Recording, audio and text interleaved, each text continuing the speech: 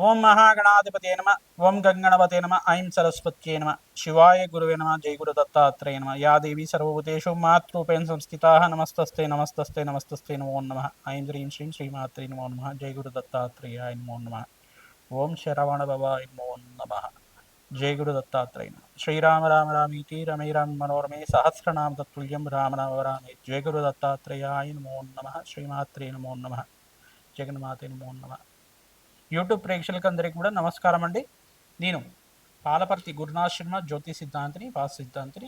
మీకంతా కూడా జ్యోతిష్ సంబంధమైన విషయాలంతా కూడా అందరికీ కూడా విశ్లేషణ చేయడం జరుగుతుంది. ప్రధానంగా చూసుకుంటే ఈ రోజున అందరికీ కూడా ఒక కష్టంలాగా, అందరికి కూడా ప్రతి ఒక్క మానవుడికి కూడా ప్రతి ఒక్క సమయంలో ఎప్పుడో ఒకసారి అందరికి కూడా కష్టంలాగా ఉండే, తీరని బాధగా ఉండే ఒక జ్యోతిష్ సంబంధమైన పరిష్కారం అందరికి కూడా చెప్పడం జరుగుతుంది. ప్రధానంగా చూసుకుంటే రుణ బాధలు, ఆర్థిక ఇబ్బందులు కానీ, రుణ బాధలు కానీ, దీర్ఘకాలికంగా ఉండే అప్పుల బాధలైనా కానీ ఎటువంటి పరిష్కారం చేసుకోవడం వల్ల శీఘ్రాతి శీఘ్రంగా రుణ బాధలు తీర్చుకోవడానికి ఏ దేవతని ఏ సమయంలో ఈ యొక్క ఆచార విధానాలతోటి, ఏ యొక్క విధి విధానాలతోటి సులభమైన పరిష్కారం అంతా కూడా చేసుకోవడం వల్ల జాతకరీత్యా కానీ, గోచారరీత్యా కానీ ఎటువంటి గ్రహాలంతా కూడా కారణమవుతాయి. ప్రధానంగా జ్యోతిష్య పరిభాషలో అంతా కూడా ఈ యొక్క జ్యోతిష గ్రంథ ఆధారంగా అంతా కూడా చెప్పడం జరుగుతుంది. జ్యోతిష శాస్త్ర ప్రామాణికంగా అందరికి కూడా చెప్పడం జరుగుతుంది. విశేషంగా మేము చెప్పే పరిష్కారం చేసుకోవడం వల్ల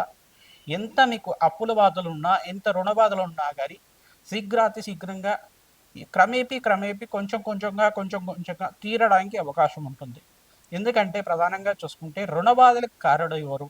ప్రధానంగా చూసుకుంటే వచ్చిన సంపాదన కన్నా ఎక్కువ ఖర్చులు ఉన్నప్పుడు మనకి ఎప్పుడైనా కానీ ఆర్థిక ఇబ్బందులు ఉన్నప్పుడు కానీ, డబ్బు సరిపోకపోతే కానీ అప్పులు చేస్తూ ఉంటారు. ప్రధానంగా ఏదైనా వస్తువు కొనుక్కోవడానికన్నా కానీ, లేదంటే ఒక గృహాన్ని కొనుక్కోవడానికైనా కానీ, లేదు అంటే కనుక ఎలక్ట్రానిక్ వస్తువులు ఏదైనా కొనుక్కోవడానికైనా కానీ అప్పులు అనేది చేస్తూ ఉంటారు.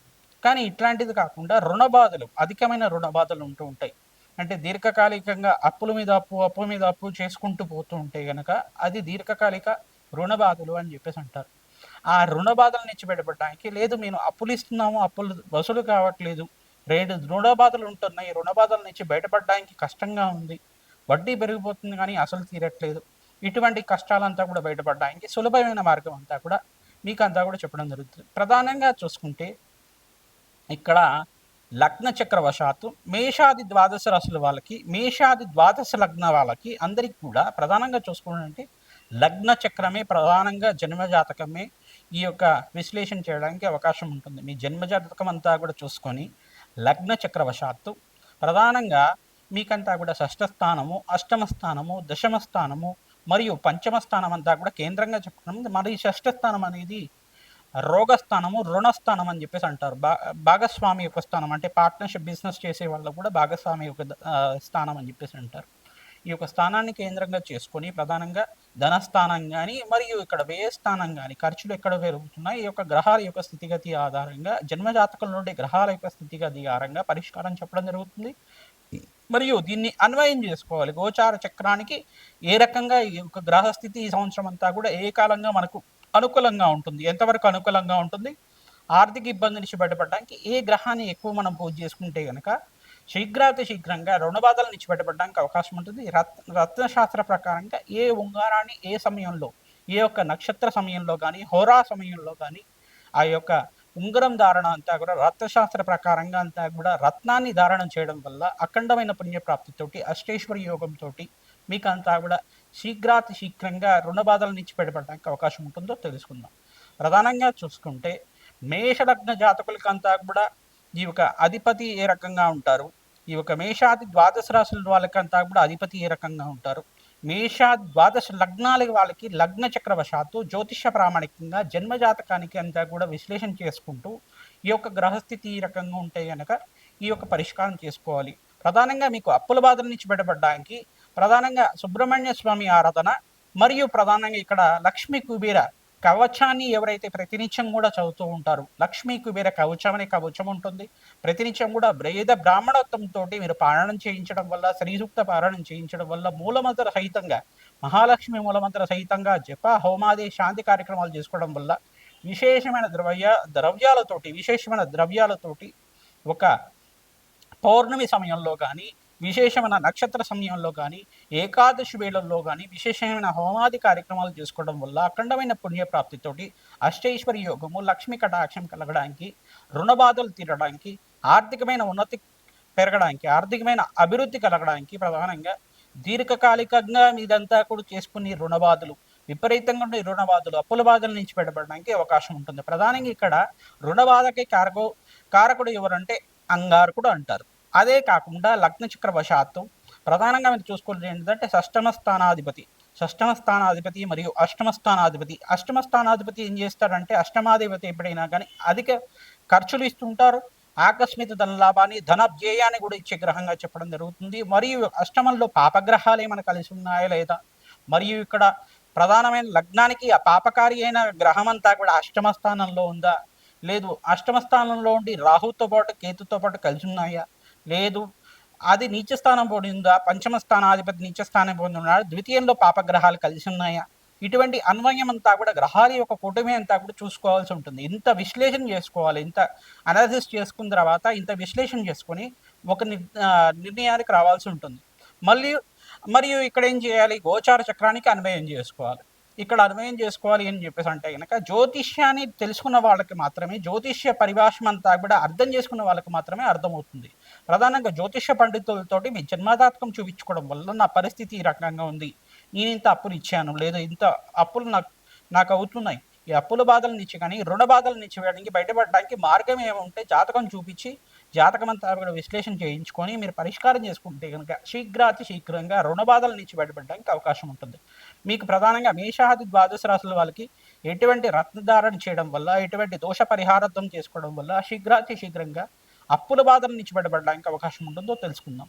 ప్రధానంగా చూసుకుంటే రుణ బాధలకి కారణం అంతా కూడా అంగారకుడు అంటారు.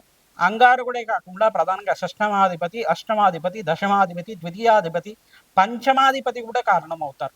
ఇటువంటి గ్రహాలన్నీ కూడా గ్రహాల యొక్క కలయిక ఏ రకంగా ఉంది, ఆ గ్రహాలన్నీ కూడా కలిసినప్పుడు మనకంతా కూడా ఏ రకంగా ఫలితాలు ఇస్తున్నాయి, ఎందుకు అప్పులు అవుతున్నాయి, ఎందుకు అప్పులు తీర్చలేని పరిస్థితి కలుగుతుంది, అప్పులంతా కూడా బాధల నుంచి బయటపడడానికి అప్పులు చేయాల్సిన అవసరం ఎందుకు వస్తుంది, ఇటువంటి కష్టాల నుంచి బయటపడడానికి అంతా కూడా మీకు పరిష్కారం ఈ యొక్క సమయంలో అంతా కూడా చెప్పడం జరుగుతుంది. ఈ పరిష్కారం తీసుకోవడం వల్ల శీఘ్రంగా మీ కష్టాల నుంచి బయటపడి, ఆర్థికమైన కష్టాల నుంచి బయటపడి అఖండమైన లక్ష్మీ కటాక్షం కలగడానికి అమ్మవారికి ప్రీతికరంగా మేము చేసే లక్ష్మీ కుబేర హోమ శాంతి కార్యక్రమంలో పాల్గొనండి.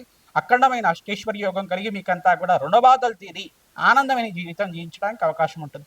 మేషాది ద్వాదశ రాశుల వాళ్ళకి, మేషాది ద్వాదశ లగ్న జాతకులకంతా కూడా ఎటువంటి పరిష్కారం చేసుకుంటే కనుక ఈ రుణ బాధలు తీరుతాయో చూసుకుందాం. జయ గురు దత్తాత్రేయానం.